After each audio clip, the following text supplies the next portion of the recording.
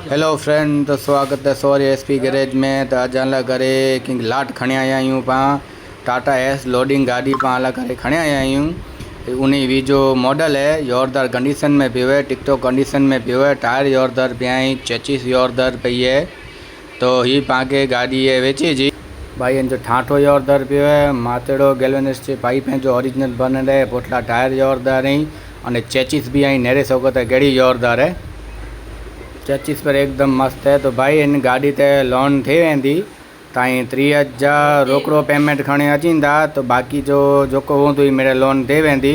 तो इन गाड़ी जी केतली कीमत है तो ये डीएम करे वेंदुसि, मथे लिखे वेंदुसि। इनमें नेरीगंज आहे ने ठाठो बाठो मेरे लाट पे आई, ओरिजिनल गाड़ी पई है ज़ोरदार कंडीशन में। तव्हांखे थोड़ो जरा अंदर जो पण बताड़ी दियां नेगर अंदर जो कहिड़ो है मेरे स्टारिंग बेस्टारिंग अंदर जो मेरे लाट टिकटॉक पियो है, योरदार पियो है, कंडीशन एकदम मस्त है, बिल्कुल योरदार पे यूँ गड्ढा की सड़ो आए अपना आके घी ने डे गिने करे डे धंधे में अकले जी अड़ी कंडीशन तैयार है। मिलो अगली वीडियो में।